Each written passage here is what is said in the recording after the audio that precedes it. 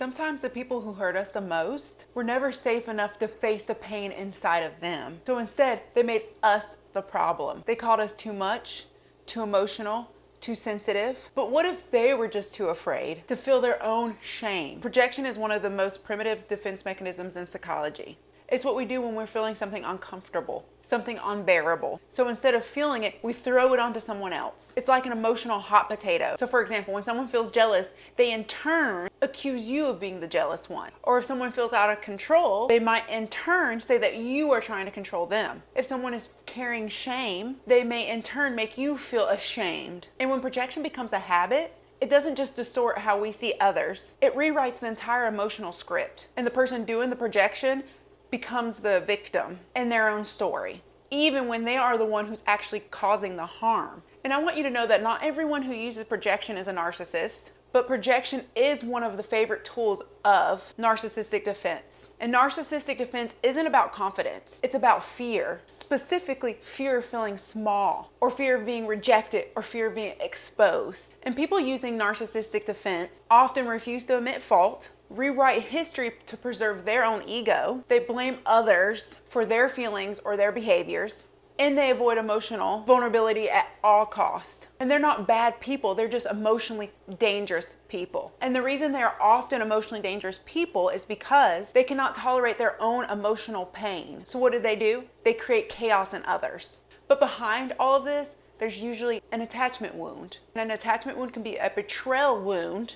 And when a betrayal wound occurs, it usually happens when someone you trusted, most likely a parent or a caregiver, breaks that trust. So this could look like, or this could be, a parent who made love seem conditional, a caregiver who emotionally abandoned you in moments of distress, or early relationships where safety, stability, or affection was used as weapons. And what happens when a child learns that love equals danger?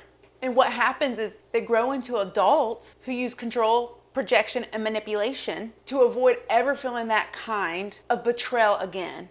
So they do this in protection of themselves. So being in a relationship with someone who uses projection or narcissist defense is very confusing.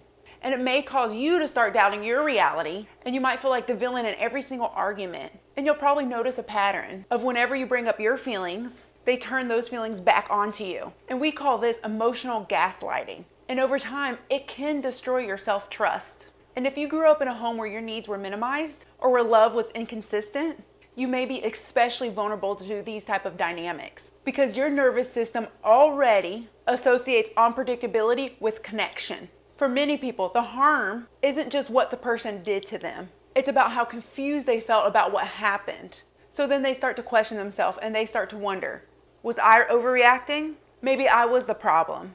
Or did I make this up? So then this turns into double trauma. And this double trauma, the original trauma plus the loss of self-trust, can keep people stuck for years. And that's why understanding the deeper levels matter, because you weren't too sensitive. You were just in an emotionally unsafe environment, and you weren't asking for too much. You were just asking for basic respect and clarity. And someone with narcissistic defense couldn't give that to you. And they couldn't give that to you, and that had nothing to do with your worthiness, because you are worthy. They couldn't give it to you because they hadn't done the work to face their own pain. And here's something we see all the time in therapy. People with early betrayal wounds often get in relationships that reenact the same betrayal. And why do they do this? It's because we as humans are drawn to what's familiar, not what's healthy, but what's familiar. So your nervous system doesn't want peace, at least when your wounds are not healed. It wants what it recognizes. So if betrayal, chaos, or emotional dismissal were part of your early life, then those patterns and those things can feel like love to you. But love without safety is not love. That's just survival bonding. And breaking that type of cycle takes more than just awareness. It takes deep commitment to unlearning the idea that you have to earn love by tolerating pain. And healing doesn't mean that the person that hurt you will apologize or that they do apologize. Healing means that you stop making their behavior your fault. It means that rebuilding trust with your own emotions. It means that learning to pause and ask, is this mine or are they projecting? It means that practicing boundaries that honor your safety, not just their comfort. It also means that not rushing to forgive before you've had the chance to fully grieve. Grief is the bridge between being stuck in confusion and finding clarity. Greatest antidote to projection and narcissistic defense is self-trust. It's knowing that your feelings are valid, even if someone tries to twist them. It's recognizing manipulation before it takes root. It's staying connected to your truth, even when someone tries to erase it. You don't have to become hard or guarded, but you do have to become wise. You have to become wise enough to notice when someone is trying to turn their shame into your burden. And you have to become strong enough to say no more. Because healing doesn't mean that you avoid all pain. It means that you stop accepting pain as the price of love.